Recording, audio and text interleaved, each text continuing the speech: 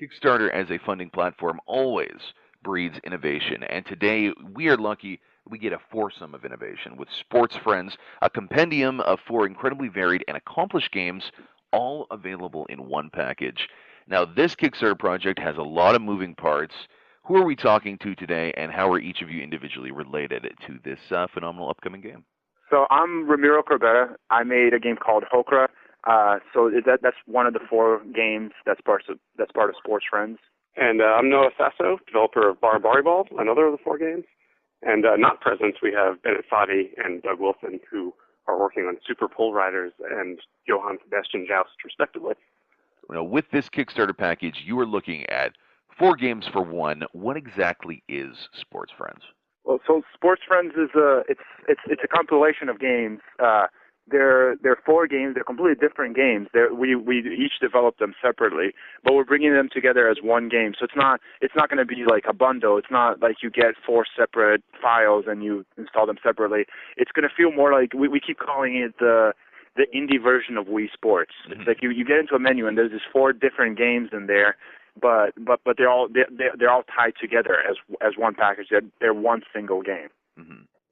Yeah, the thing that makes Sports Friends, I guess, make sense as a package is that, well, all four games, are completely different and kind of play differently. They're all kind of unified in that they're all kind of fictitious sports.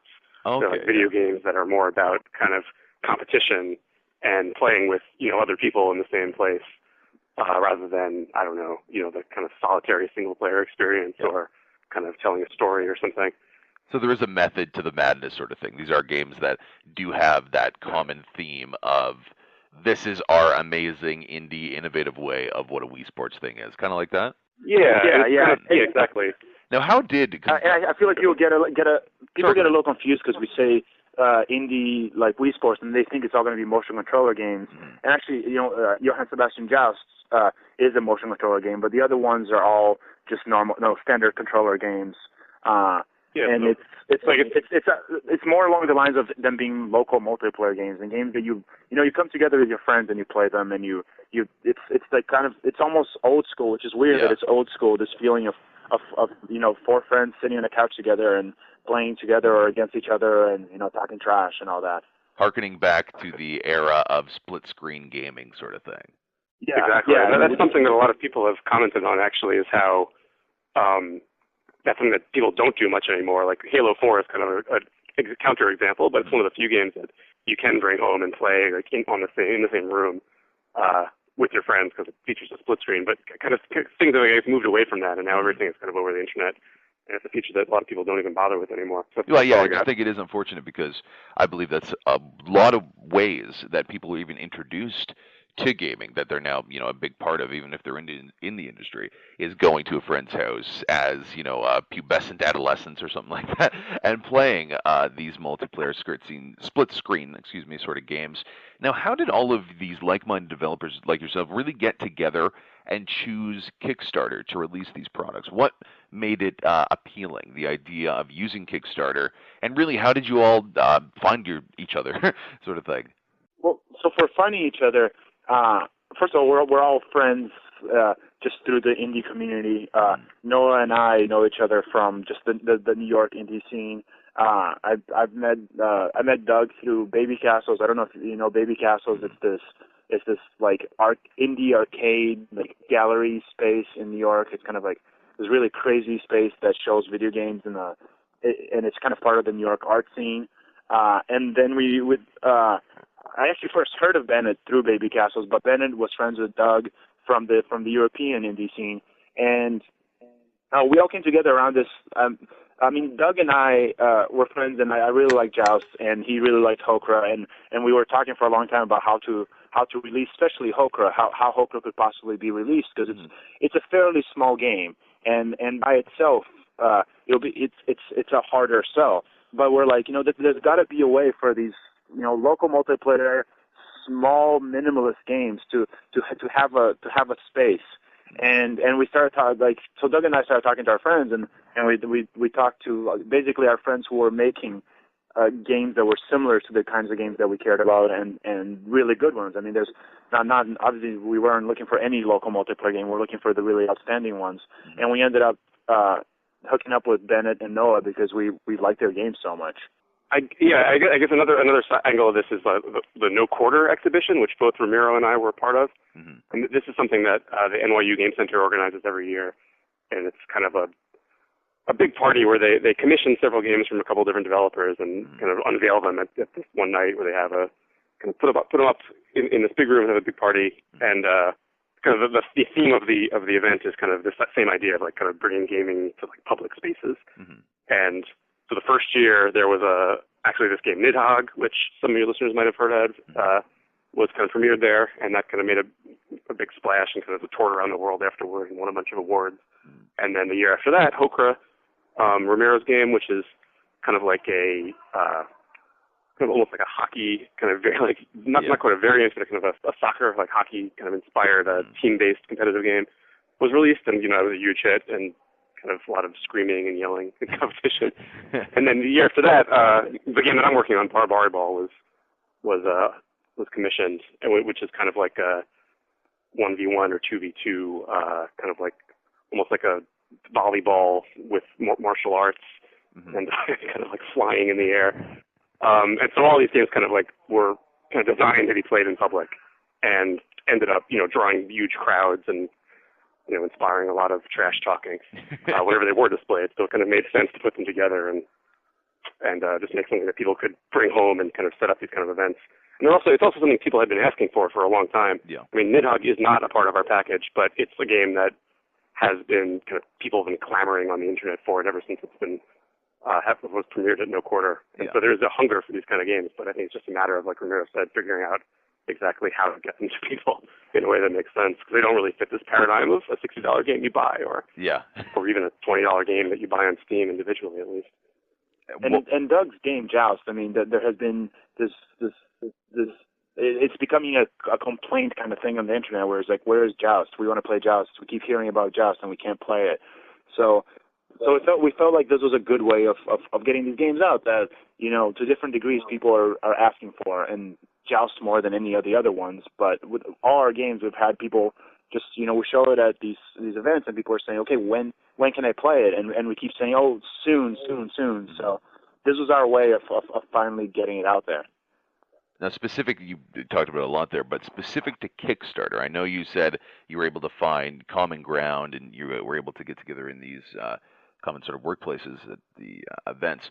Specific to Kickstarter, though, why was that sort of avenue something that you believed could be an effective way to distribute, beyond the fact that a lot of the games, like you said, were kind of in that nebulous area? They're not big enough to be considered, the $20 games, but they by themselves they might not have that appeal. Why Kickstarter as the development, something that involves so much of consumer input, sort of thing? Well, so for us, Kickstarter was it's almost a necessity for a project like this. Yeah. We're not a company. We're four individual developers, and we're doing this through Doug Wilson's company, De Good Fabrique. But it's not like we have a budget and we have other projects that we're working on making money. This is the project. This for this group of people. This is the only project we're making. We're not starting a company to make this. And as such, I mean, to get these games all to work on the same framework, we just we need to hire one or two, probably two programmers to basically reprogram all the games. They're all programmed in completely different languages, completely different ways, and it's kind of beyond us to we all program our own stuff, but it's beyond us to be able to get all of these into a package that's going to work. I mean, this game's coming out for PlayStation 3, PC, Mac, and Linux, and we need to get these games in a way that works for all of those. So yeah, for us, it's not the kind of game that you're going to get a publisher to sign up for. It's a niche thing. It's a very specific space, but we just needed the upfront money to be able to pay someone to actually do that work. So that's where Kickstarter comes in, and Kickstarter allows us to, it allows us to find out how interested people are in this. Yeah, I mean, it's kind of like, in a sense, it's a gamble. I mean, we're doing well so far, and people definitely have shown their interest. But if it's just a way for people to prove that the interest really is there, and to participate in, I guess, the creation of the game. This project is a little bit different than a lot of other Kickstarter projects. You already have an establishment of what these games are. You already know how they play, who they're for, and essentially how they work. Considering that, what is the creative role that backers will have knowing that these games are already made, as opposed to other projects where they're much more involved, there's their opinions on different methodology? Where does Sports Friends kind of factor into that equation? Yeah, I think that's a really good question. In our case, like we don't have, like you said, these games all exist and have been played by thousands of people already. So I think we have a bit of an advantage here in that we're not just trying to sell like dreams based on some mock-ups or like a video or something or fake screenshots. In our case, I think backers have a really good way to participate in that with our $60 tier. With our $30 tier. We give away the alphas of the games, which is all 4 games as they currently exist. And since they're kind of competitive multiplayer games, we kind of have a great need for playtesting and a great need for player feedback. So as soon as these go out, then I think it's going to be a great thing in terms of making the games even better. We want people to play the alphas with their friends and have their own parties and give us feedback on how balanced the games are, or if they find any bugs, or if they're broken, or if there's things that aren't intuitive. I actually am really looking forward to getting these games in the hands of more people, just so that we can continue to make them even better. I guess I'm looking at it as if like I always compare this stuff to Street Fighter, because the game I'm working on is kind of close to a fighting game. Yeah. But I think the alphas, we can kind of think of them as like Street Fighter 2. We're hoping that the version that the people get on PSN is going to be like Street Fighter 2 Turbo. Some balance issues ironed out and everything kind of a little bit more polished. Now, with these games individually, we haven't really talked about. We've talked about, what the package is, Kickstarter in general. Now let's get to the real meat and potatoes, the games. Now I know we don't have every individual who's working on their specific game. Hopefully, you guys can fill us in. Why don't we start off with each of your games that you've worked on, and just give us a little profile on the first one. Noah, why don't you get us started? What is your game, and how is it related in the Sports Friends package?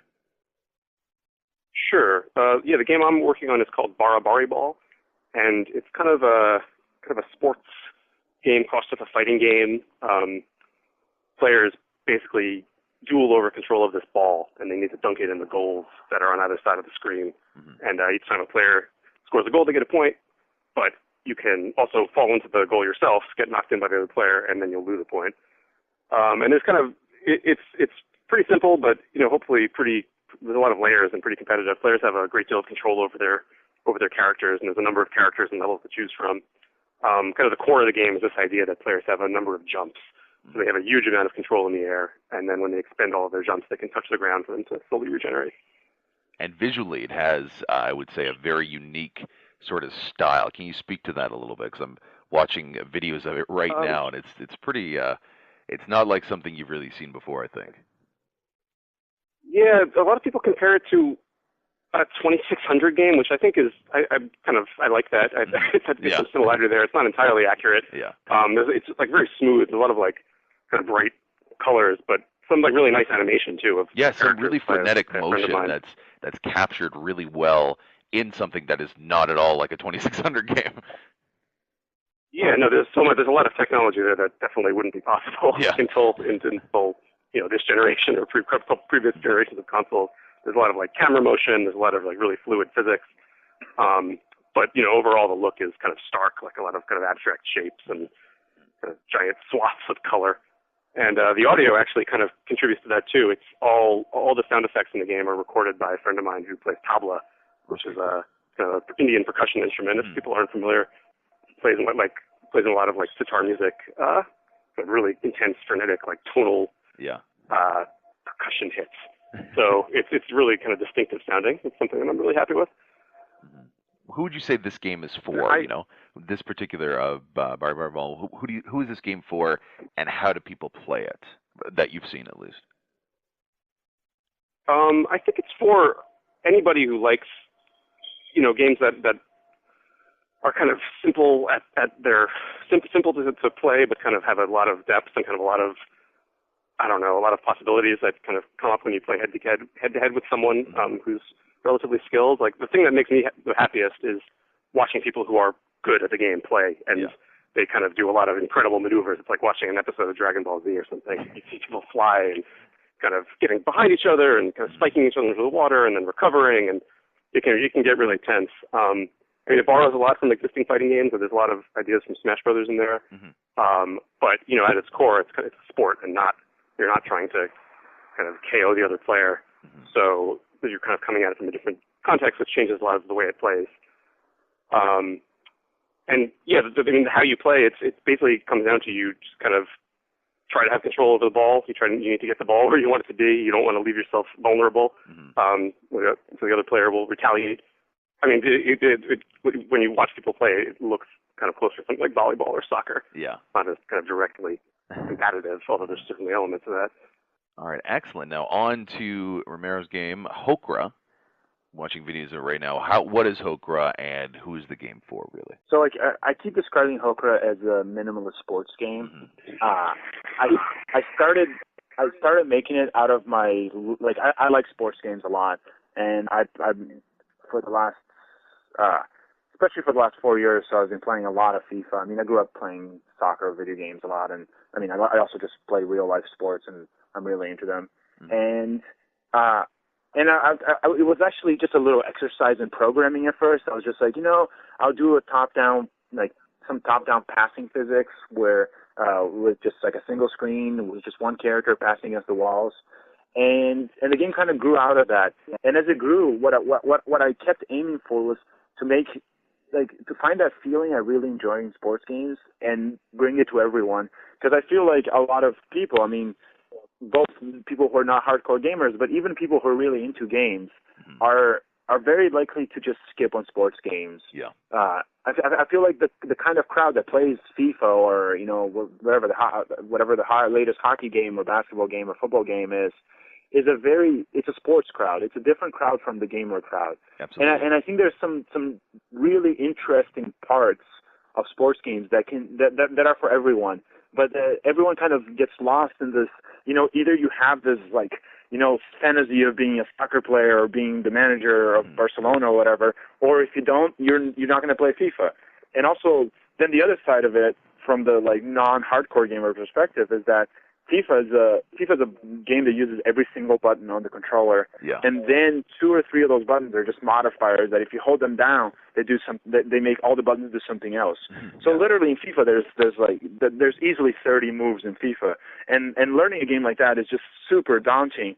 And unless you're really, really into that style of game, you're not going to get into it. So I was trying to make the sports game for everyone. It has very minimalist graphics. It's really not about the graphics, and part of that is the fact that I'm not a graphic designer, and but I did the graphics myself because I wanted to do something that's very minimal, and in a way it's this idea that if you're not a great graphic designer, just the main thing to go for is don't mess it up, don't try to overdo it. Absolutely. Now, for the other 2 games that the developers aren't here for that, who wants to really describe and take hold and describe each one? Johann Sebastian Joust is a game made by Doug Wilson, he's an American developer who was living in Denmark until about a month ago. Now he's back in New York. It feels like what Doug did is that he figured out motion controls in a way that nobody ever had.